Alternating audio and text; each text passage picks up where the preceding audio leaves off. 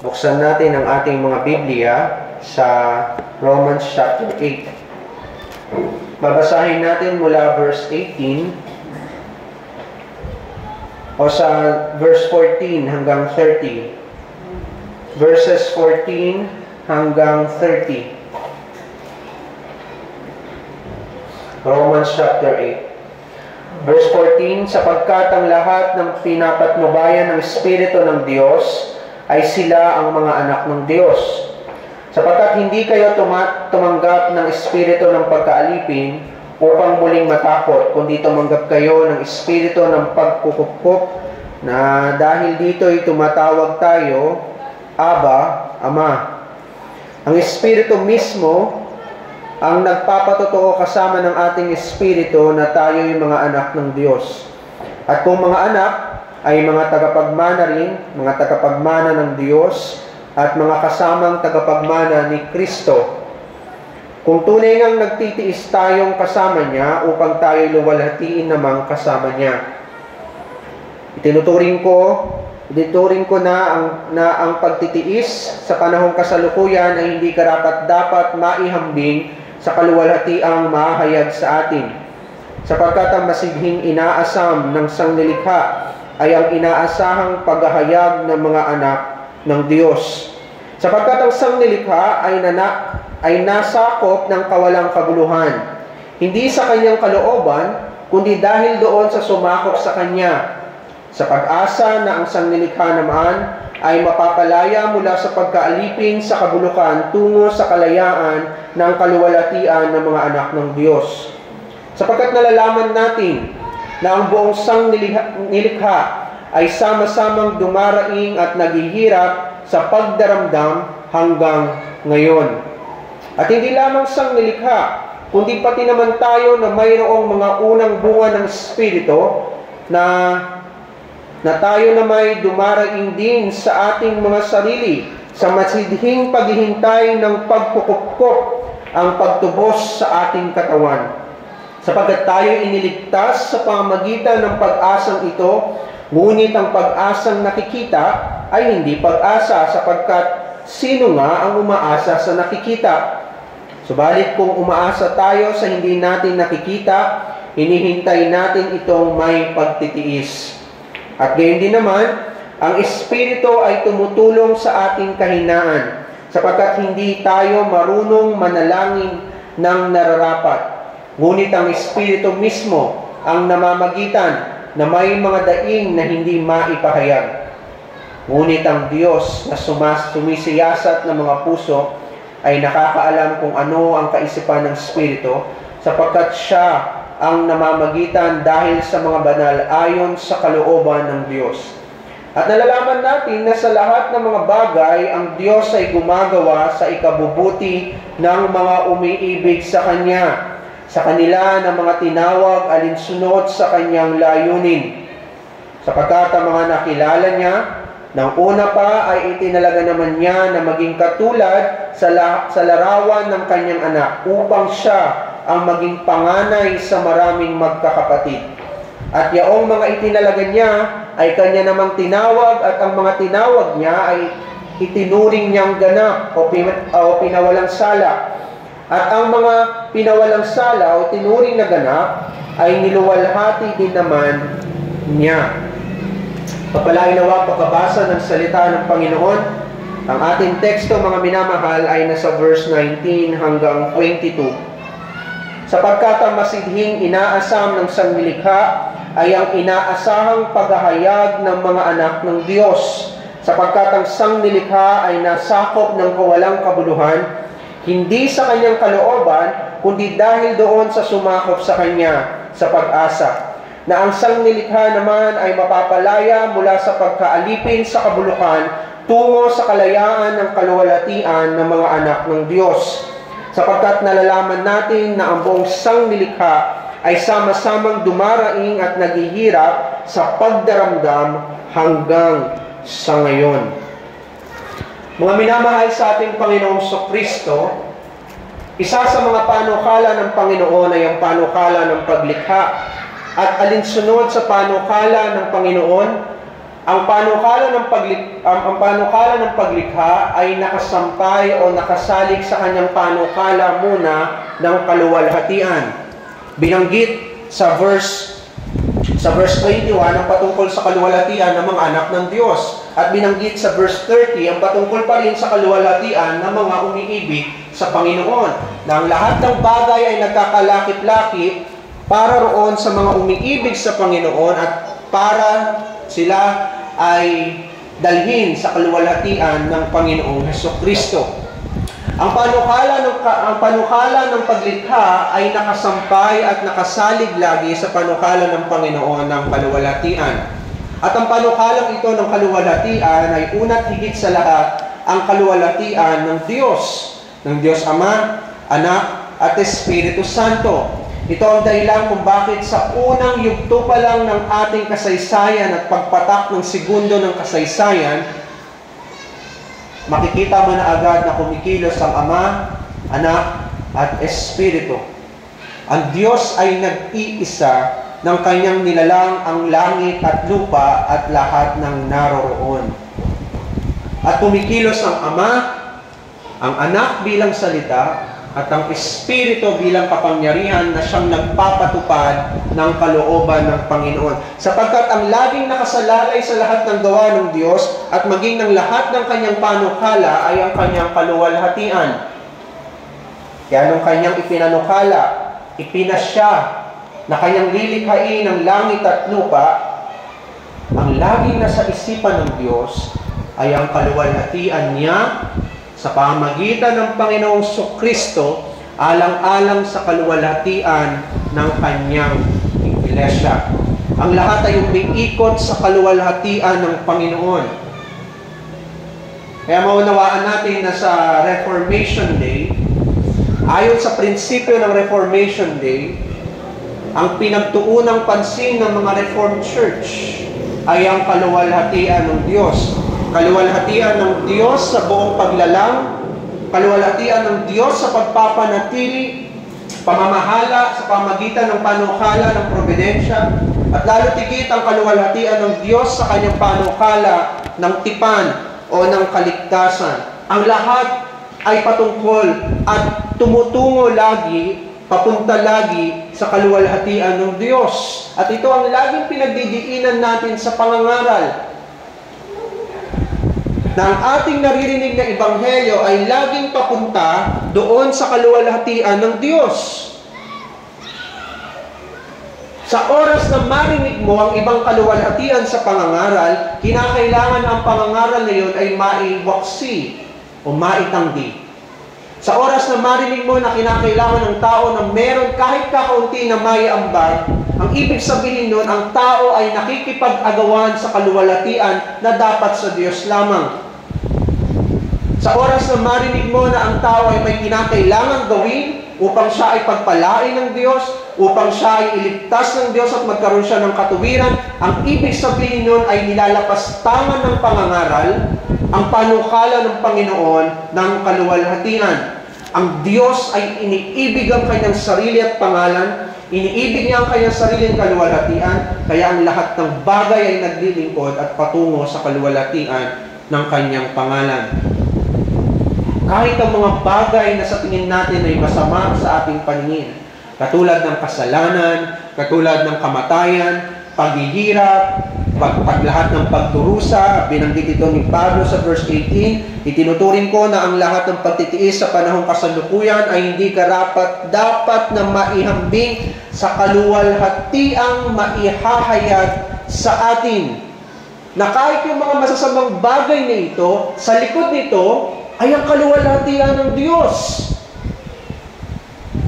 Na sa likod ng mga bagay, maging sa papaliit na bilang ng iglesia ng Panginoon, mga miyembro ay nag-aalisan, ang mga miyembro ay tumatalikod sa kautusan, sa grasya ng Panginoon, sa biyaya ng Panginoon.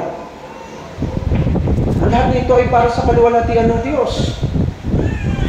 Sapagkat walang patutunguhan ng lahat ng bagay, kundi sa kaluwalhatian ng Diyos. Ngunit ipinunto ni Apostol Pablo na ang lahat ng bagay ay napasailalim sa walang kabuluhan. Bagamat ang lahat ng bagay ay patungo sa kaluwalhatian ng Diyos, ngunit ang realidad, kung ano ang ating nararanasan bilang makasalanan, kung ano ang naging sumpa ng kasalanan, tayo ay napasailalim sa walang kabuluhan. Yun ang sabi ni Pablo sa verse 20, sapagkat ang sangnilikha ay nasakop ng walang kabuluhan. Pag sinabing sangnilikha, kasama dito ang mga anghel sa langit, kasama dito ang buong kalawakan, kasama dito ang mga nakatira sa lupa, kasama dito ang mga nasa kalaliman ng tubig, kasama dito ang buong sangnilikha, ang buong langit at lupa ay napasakop sa walang kabuluhan. Pag sinabing walang kabuluhan, walang direksyon. Hindi nakikilala ang Diyos. Dahil sa kasalanan. Na ang lahat ng bagay, ang langit at lupa, pag sinabing ito ay walang kabuluhan, pupunta lagi ang langit at lupa sa kapahamakan. Laging papunta ito sa pagkawasak,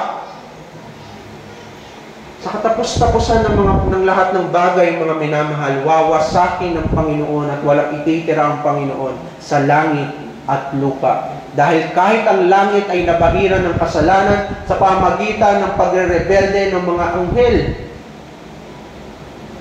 At sa panahon ni Job, sa buhay ni Job, makikita ninyo kung paano ang diablo ay akyat panaog sa langit. Sapagkat ang langit ay nabahiran din ng kasalanan. Kaya kinakailangan ang langit ay wasakin din ng ang langit ay wasakin din ng Panginoon, ang lupa ay wasakin din ng Panginoon. Sapagkat ang lahat ay walang kabuluhan, sabi ni Solomon. Ngunit sa likod dito ay ang kaluwalhatian ng Diyos. Wawasakin niya ang langit, wawasakin niya ang lupa para sa kanyang kaluwalhatian. Kasi ganoon niya ipinasya ang lahat ng bagay. Walang bagay na nangyayari sa langit at lupa na para bang lumampas lamang sa Diyos at hindi alam iyon ng Diyos. Na kahit ang ating pagkahulog sa kasalanan ay tungo pa rin sa kaluwalhatian ng Diyos. Hindi nagulat ang Diyos na nahulog sa pagkakasala si Adan. Hindi nagulat ang Diyos na tayong lahat ay naging alipin ng kasalanan at napasakop sa walang kabuluhan. Walang ikinagulat ang Diyos. Nasa Diyos ang lahat ng karunungan sapagkat Siya ang nagtatag at may akda ng karunungan. Hindi ang tao. Hindi ang sangnilikha. Ang Diyos ang siyang may akda ng lahat ng karunungan. Sapagkat Siya ang may panukala ng lahat ng bagay. Hindi ka ikinagulat na ang mga paghihirap, ang walang kabuluhan, kamatayan, kasalanan, ay bigla na lang lumitaw sa sanlibutan. At napasakop nito ang langit at ang lupa na ang buong kalangitan at ang buong kalupaan ay kasuklam-suklam sa harapan ng Panginoon.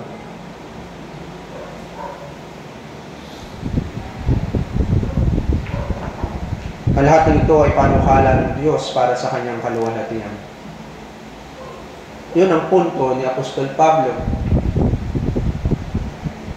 Ang punto ni Apostol Pablo, bagamat ang buong sangnilikha ay nasa ilalim na ng katulan ng Diyos, ang lahat nito ay para pa rin sa kaluwalhatian ng kanyang pangalan. Darating at darating ang panahon, ang araw na makikita ng lahat ng nilalang kung anong ibig sabihin ng kaluwalhatian ng Panginoon. Hindi natin kayang masukat ang kaluwalhatian ng Diyos sa mga mabubuting bagay lamang. O hindi naman kaya ayon sa ating pangunawa bilang mga Reformed, ay hindi natin kayang sukatin ang kaluwalhatian ng Diyos maging sa mga marurumi at sa mga masasamang bagay. Makikita natin ang kaluwalhatian ng Diyos sa huling araw. At ang lahat ng nilalang ay luluhod sa harapan ng Diyos. Maging ang buong sangnilikha ay luluhod sa harapan ng Diyos.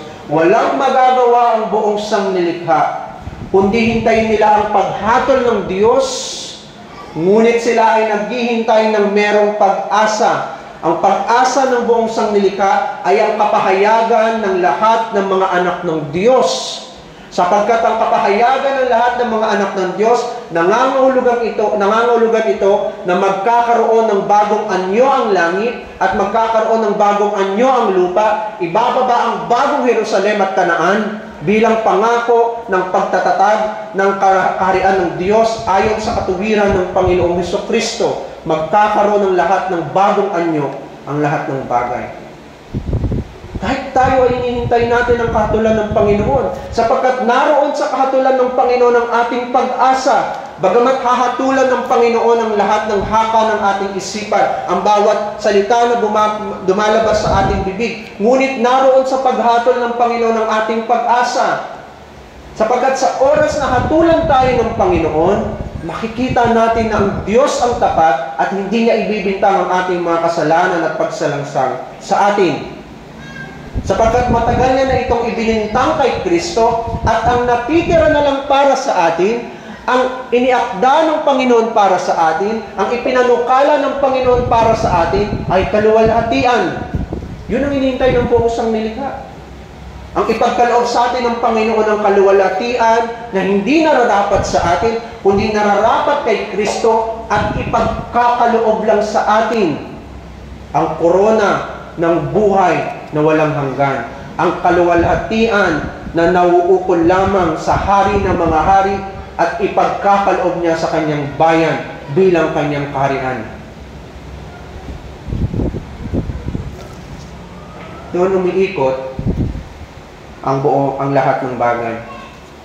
Umiikot ang lahat ng bagay sa kaluwalhatian ng Diyos kay Kristo Jesus at sa kanyang iglesia. Ang lahat ng ito ay nagkakalakip-lakip. Sabi sa verse 28, ang lahat ay ginagawa ng Diyos para sa kabutihan ng lahat ng mga umiibig sa Kanya. At ngayong ubagang ito, ang pagdidiinan natin ay hindi muna yung paghihintay ng mga mananampalataya. Alam natin na tayo ay naghihintay. At ayon ang sabi ni Apostol Pablo, sumasaksi sa atin kasama ng ating Espiritu, sabi sa verse 16, na tayo ay mga anak ng Diyos at nakakatiyak tayo na ang ating tatamuhin sa katapos-tapusan ng lahat ng panahon, ang wakas ng lahat ng bagay, ang ating tatamuhin ay ang kaluwalhatian ng Diyos. Alam natin yun. Ang kaluwalhatian na para sa atin. Ang kaluwalhatian na para kay Kristo na ibinintang sa atin. Alam natin yun. Meron tayong katiyakan sa buhay na walang hanggan. Meron tayong katiyakan na tayo ay mga sisidlan ng kaluwalhatian ng Diyos. Na tayo ay tinalaga ng mga sisidlan ng kaluwalhatian at ang iba ay itinakwil ng Panginoon at itinalaga bilang sisidlan ng puot at galit ng Diyos. Ngunit tayo ay binukod bilang mga sisidlan palayo ng kaluwalhatian ng Diyos. Alam natin yun. Pero paano natin maunawaan na ang lahat ng bagay ay nagkakalakip-lakip para sa ating kabutihan? Na kahit ang simpleng paggalaw ng lupa sa kalaliman ng tubig at ang simpleng pag-ihip ng hangin sa kalawakan, simpleng paglipad ng mga ibon, paggalaw ng mga hayop, pagsikat ng araw at paglubog ng araw, maging ang simpleng pagtaas ng tubig at pagbaba ng tubig, lahat ng yun ay para sa ating kabutihan. Paano natin unawain yun? Paano natin unawain na ang lahat ng ito ay para sa ating kabutihan? Kamatayan ng ating kamag-anak, kamatayan ng ating mga mahal sa buhay, lahat ng ito ay para sa ating kabutihan. Maging kamatayan ng ating katawan ay lahat ay para sa ating kabutihan. Paano natin uunawain ito? Paano natin unawain na ang pagputok ng bulkan at kung patayin ng bulkan ng lahat ng tao, yun ay para sa ating kabutihan. At kung lamunin ng lupa ang ating mga kabahayan, ang ating kabuhayan, ang ating mga kamag-anak, yun ay para sa ating kabutihan. Sabi ni Pablo, ang buong sanglilikha ay meron din pag-asa. Hindi lamang tayo. Hindi lamang tayo ang merong pag-asa. Ang langit at ang lupa ay umiikot din sa iisang pag-asa na meron tayo. Ang sabi sa verse 23, hindi lamang sanglilikha, kundi pati naman tayo na merong mga unang bunga ng Espiritu. Ang sinasabi ng Apostol Pablo, yung pag-asa na meron tayo bilang mga mananampalataya ay ang parehong pag-asa na meron ng buong sanglilikha na hinihintayin maging ng mga anghel at ng mga bagay na hindi nakikita, ng mga bagay na nakikita. Merong iisang pag-asa na umiiral sa lahat ng gawa ng Panginoon. At ang lahat ng bagay ay naghihintay para sa iisang pag-asang iyon. Na bagamat napasakop sa kabulukan, kawalang kabuluhan, napasakop sa kamatayan ng lahat ng bagay, ulit ang lahat ng bagay ay naghihintay pa rin ayon sa ibinigkas ng Panginoon ang pag-asa ng kaluwalhatian ng mga anak ng Diyos. Ang tema natin sa umagang ito, ang masidhing inaasam ng sanglilikha. Una, yung substance o yung nilalaman ng pag-asang ito. Pangalawa, yung kadahilanan o reason ng pag-asang ito. At pangatlo, yung certainty o yung katiyakan ng pag-asang ito. Ang masidhing inaasam ng sanglilikha o yung earnest expectation of creation. Una ang nilalaman, pangalawa ang kadahilanan, pangatlo ang katiyakan. Ang buong sanglilikha, ang langit at lupa, alam natin na ang lahat ng ito ay mula sa wala. Hindi ibig sabihin na talagang wala silang pinanggalingan, hindi yun ang ibig sabihin ng mula sa wala. Hindi ibig sabihin na ang langit at lupa ay bigla na lang pumutok na parang walang pinanggalingan. Kasi sila ay nanggaling sa malikhaing kaisipan ng Diyos. Doon sa creative decree and work ng Diyos.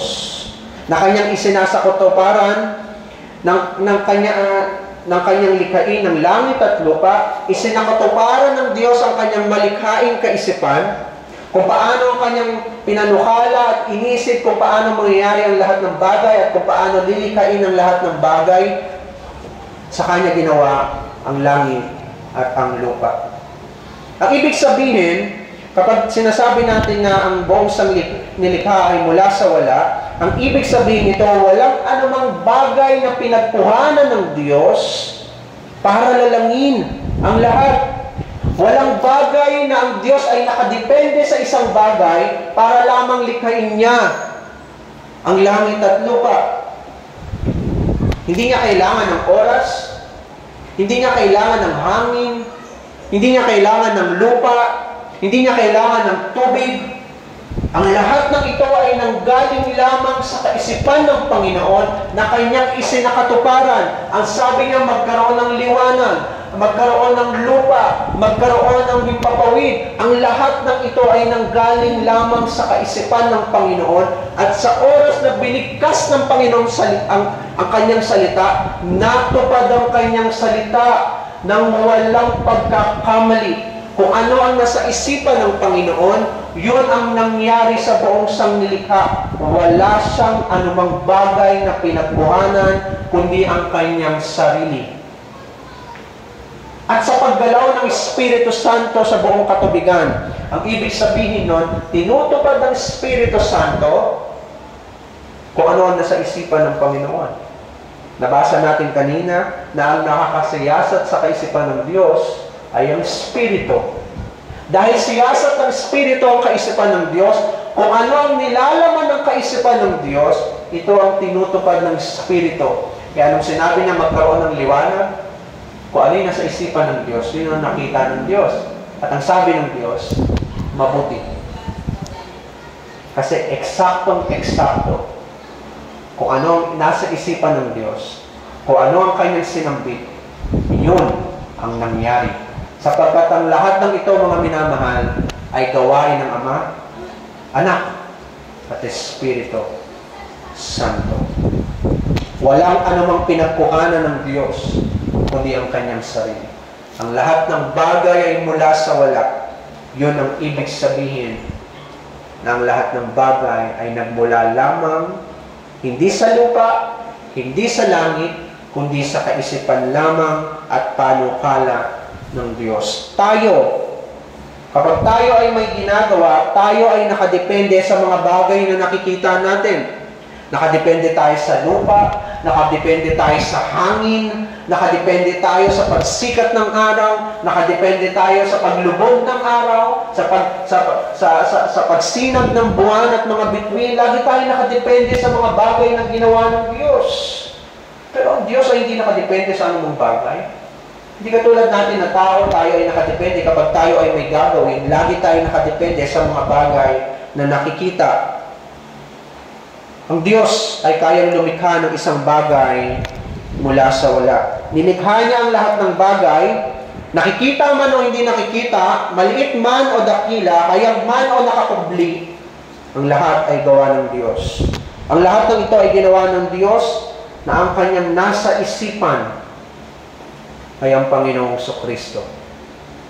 Malinaw yan sa sinasabi ni Apostol Juan sa John chapter 1. Ang nasa isipan ng Diyos ay ang Panginoong Kristo. At yun din ang sinasabi ni Pablo sa Colosas, na ang lahat ng bagay ay pinagsama-sama at nagkakasundo alang-alang kay Kristo. Kaya pala nagkaroon ng langit, alang-alang kay Kristo. Kaya pala nagkaroon ng lupa, alang-alang kay Kristo. Kaya pala yumayanig ang lupa, umiihip ng malakas ang hangin, nangangamatay ang lahat ng bagay, maging ang mga bituin ay nangangamatay, maging ang mga bulkan ay nag-aalburuto. Ang lahat ng ito ay para sa kaluwalhatian ng Panginoong Kristo. Ang nasa isipan lagi ng Diyos ay ang Panginoong Kristo. Kahit yung pagkahulog sa kasalanan, ang nasa isipan pa rin ng Diyos ay ang Panginoong Kristo. Ang tanging nais kasi ng Diyos ay luwalhatiin niya ang kanyang sarili sa pamagitan ng kanyang buktong na anak. Wala na siyang ibang nais nasa isipan, kundi ang kaluwalhatian niya sa pamagitan ng Panginoong Kristo. Kaya kinakailangan lalangin ng lahat ng mga bagay sa pamagitan ng anak upang walang pagkakamaling magkakaroon ng pag-iral at buhay ang lahat ayon sa kung ano ang ipinasya ng Diyos kay Kristo Jesus. Ngunit alam ng sangnilikha na kung sila ay nilalang sa pamagitan ni Kristo, ibig sabihin, nasa isipan din ng Diyos ang kanyang iglesia. Alam iyon ng buong sangnilikha. Na kung ang buong sangnilikha ay nilalang ng Diyos sa pamagitan ni Kristo, hindi rin maaalis sa isipan ng Diyos ang kanyang iglesia, sapagkat si Kristo at ang kanyang iglesia ay iisa. Kahit ang Diyos ay hindi kayang papaghiwalayin si Kristo at ang iglesia, sapagkat siya ang nagsama nito. Siya ang nag-ugnay sa iglesia at kay Kristo. Para ang lahat ng mga bagay ay maglingkod sa kanyang iglesia. Kaya nasa isipan ng Diyos ang iglesia upang ang lahat ng bagay nito, ang buong sangnilikha, ang lahat ng bagay na pangyayari ay maglingkod para sa ating kabutihan. Ito ang nilalaman ng pag-asa ng buong sangnilikha, ang kapahayagan ng mga anak ng Diyos. Yun ang sabi sa verse 19, sapagkat ang masiging inaasam ng sangnilikha ay ang inaasahang paghahayag ng mga anak ng Diyos. Nakita ninyo? Alam ng buong sangnilikha na ang nasa sentro ng mga plano ng Panginoon ay ang Panginoong Kristo. At nasa puso ng Panginoong Kristo ang kanyang mga anak. Kaya ang buong sangnilikha ay hinihintay ang kaluwalhatian ng mga anak ng Diyos o yung kapahayagan ng mga anak ng Diyos. Ngunit huwag nating isipin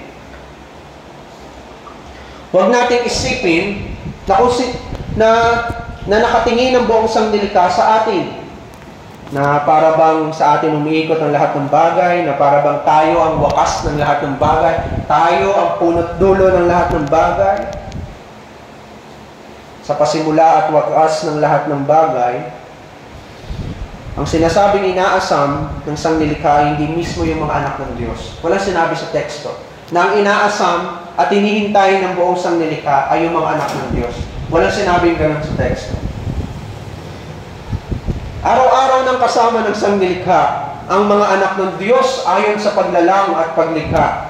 Ang totoo, magkaugnay ang sanglilikha at ang mga anak ng Diyos dahil silang lahat ay nilalang sa alabok. Sa pamagitan ng alabok, nanggaling ang mga anak ng Diyos sa pamagitan ni Adan. Si Adan ay galing sa alabok. Tayo ay galing sa alabok. Ngayon, alam ng buong sanglilikha at nakilala ng buong sanglilikha ang mga anak ng Diyos. Kilala ng buong sanglilikha ang mga anak ng Diyos. Araw-araw na nilang kasama ang mga anak ng Diyos. Ano pang saysay kung hihintayin nila ang mga anak ng Diyos? Kung ang sinasabi ng teksto na hinihintay ng buong sanglilikha ay ang mga anak ng Diyos, araw-araw na nilang kasama ang mga anak ng Diyos hanggang kamatayan. Ang sanglilikha ang may trabaho sa mga anak ng Diyos. Lalamunin ng lupa ang ating katawan at tayo ay mapapahalo na sa lupa. Kasama tayo ng buong sanglilikha hanggang kamatayan. Kaya hindi totoo na tayo ang hinihintay ng buong sanglilikha. Hindi yun ang sinasabi ni Pablo. Ang nilalaman ng pag-asa ng sanglilikha ay ang kapahayagan. Yun ang sabi sa verse 19. Ang inaasahang paghahayag ng mga anak ng Diyos. Ibig sabihin, ang hinihintay ng sanglilikha ay yung katuparan ng lahat ng mga bagay. Sa verse 21, binanggit ang kaluwalhatian ng mga anak ng Diyos. Ito ang inaasahan ng sanglilikha. Sapagkat kapag niluwalhati na tayo ng Diyos at ibinigay na sa atin ang kaluwalhatian na binili ng Panginoong Kristo na nauukol lamang sa Kanya at Kanyang ibinigay sa Kanyang iglesia at sa takdang oras ay luluwalhatiin tayo ng Diyos, kapag nangyari yon, ibig sabihin, idinamit na sa atin ang maluwalhating katawan at kaluluwa. Kaalinsabay ng pagluwalhati sa atin ng Diyos ang pagkakaroon ng bagong katawan at ng bagong kaluluwa. Yun ang ibig sabihin sa verse 30, na luluwalhatiin tayo ng Diyos. Glorification. Magkakaroon ng bagong katawan at kaluluwa ang bawat isang mananampalataya. At kapag nahayag ang mga anak ng Diyos, ang ibig sabihin nito, ipapanganak din ang bagong langit at bagong lupa. Naunawaan ninyo kung bakit hinihintay ngayon ng sanglilikha ang kapahayagan ng mga anak ng Diyos? Kasi kapag niluwalhati at ipinahayag na ang mga anak ng Diyos, ang ibig sabihin nito, kasabay ang buong sanglilikha, magkakaroon din ng bagong langit at bagong lupa. Hindi iiwan ng Diyos ang sanglilikha. Dahil ang buong sanglilikha ay gawa ng Diyos. Bibigyan ng bagong anyo ang buong sanglilikha kapag ang kanyang kalooban ay isakatuparan na para sa kanyang iglesia sa pamamagitan ng Panginoong Kristo. Kapag tumungo na tayo at nandun na tayo sa lahat ng wakas ng bagay, bibigyan na ng Diyos ng bagong anyo ang buong sanglilikha, kaalinsabay ng kaluwalhatian ng mga anak ng Diyos. Pero bakit naghihintay ang buong sanglilikha? Ano bang dahilan? Ba't kailangan nila maghintay? Ang totoo doon sa Hardin ng Eden, ang buong sanglilikha ay maluwalhati. Walang kapintasan. Walang mga hayop na nagkakainan sa isa't isa. Walang mga hayop na umaatake sa tao. Ang lahat ay umiiral ng perpekto sa Hardin ng Eden. Pero bakit naghihintay ngayon ang buong sanglilikha? Sinagot ito ni Pablo sa verse 20. Nagsimula ang verse 20 sa salitang sapagkat. Sapagkat ang sanglilikha ay nasakop ng walang kabuluhan. Hindi sa kanyang kalooban, kundi dahil doon sa sumakop sa kanya. Nakita ninyo? Kung tayo ay nahulog sa walang kabuluhan, kasalanan, ang buong sanglilikha ay nahulog din sa kasalanan. Bakit? Dahil sadyang magkaugnay ang sanglilikha at tayo. Ang tawag dito ay organic relationship. Magkaugnay ang lupa at ang tao. Kung nahulog tayo sa kasalanan, isinumpa rin ng Diyos ang lupa. Sila ay napasakop sa walang kabuluhan. Ang pagkahulog sa kasalanan ay patungo sa kawalan ng kabuluhan. Alam natin yun. Hindi na kailangan ipaliwanag sa atin. Nung nahulog tayo sa kasalanan, nahulog tayo sa walang kabuluhan. Dahil nung nahulog tayo sa kasalanan, ang ibig sabihin nun ay kadiliman. Yun ang ibig sabihin nun, walang kabuluhan. Sapagkat ang lahat ngayon ay umiiral patungo sa kamatayan at kahatulan. Ang mga puno ay mamamatay, ang mga bundok ay guguho, ang mga hayop ay mamamatay, ang hangin ay mawawala, ang lahat ay papunta sa kamatayan dahil sa kasalanan. Kahit ang hangin ay narurumihan, kahit ang mga ibon sa himpapawid ay mamamatay. Kahit yung mga nasa kalaliman ng tubig na wala tayong kamalay-malay, mamamatay ang lahat ng yan. Dahil sa kasalanan, lahat ay patungo sa walang kabuluhan at kamatayan. Nagkaroon lamang ng kabuluhan ng ating buhay, mga minamahal, nung tayo ay niligtas sa pamagitan ni Kristo. Pero yung default natin, tayo ay walang kabuluhan. Hindi nais ng sanglilikha ang pagtungo sa walang kabuluhan. Yun ang sabi ni Pablo. Sabi, hindi sa kanyang kalooban, hindi nais ng buong sanglilikha na sila ay mapasailalim sa kasalanan at sumpa ng Diyos. Ngunit dahil ang nahulog ay ang itinalagang ulo ng Diyos sa lahat ng bagay, ang itinalagang ulo ng Diyos ay si Adan. Siya ang namamahala dapat sa buong sanglilikha. Siya yung hari na itinalaga ng Panginoon. Kaya nung nahulog ang hari, nahulog ang lahat ng bagay. Ibig sabihin, anumang gawin ni Adan ay damay ang lahat ng mga bagay. Sabi sa verse 22, naghihirap ang sanglilikha at nagdaramdam. Sabi sa verse 22, sapagkat nalalaman natin na ang buong sanglilikha ay sama-samang dumaraing at naghihirap sa pagdaramdam hanggang ngayon at dahil ito sa kasalanan. Alam niyo sa orihinal, ang salitang paghihirap at pagdaramdam ay ginamit para sa isang babaeng naglilihi. Parang ganito. Kung babasahin mo ang verse 22, sapagkat nalalaman natin na ang buong sanglilikha ay sama-samang dumaraing at naghihirap sa pagdaramdam hanggang ngayon na parang isang babaeng naglilihi. Naghihirap ang buong sanglilikha sapagkat maging sila ay nasa pagkaalipin.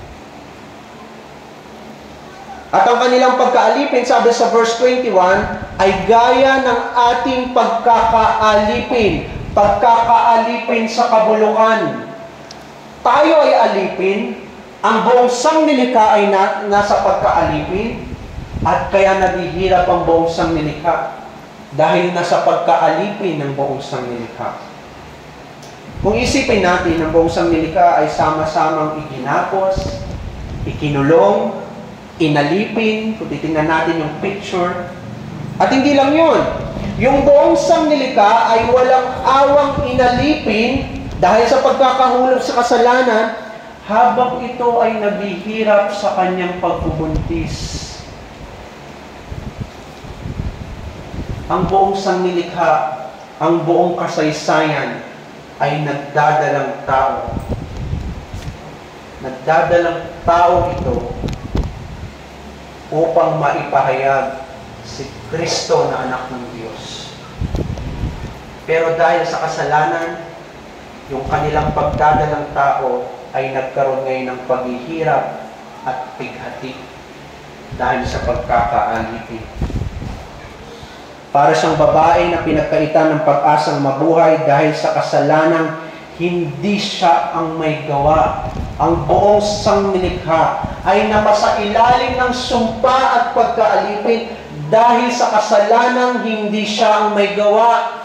Ngunit nagpasakop siya sa kalooban ng Diyos sapagkat yung nagkasala ay yung itinalagang ulo ng buong sanglilikha at ng buong sangkatauhan. Dahil siya ay kasangkot kay Adan, nadamay siya sa sumpa.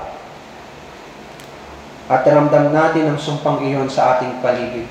Dilubyo, kamatayan, lahat.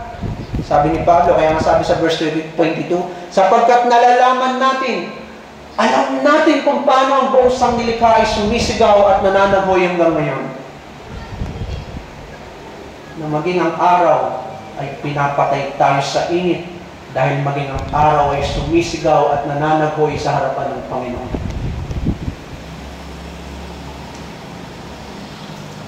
Makikita mo kung paano nananagoy ang buong sanglilikha na parang isang babaeng naglilibing. Anumang oras, ayon sa itinakda ng Panginoon, magsisilang ang buong sanglilikha.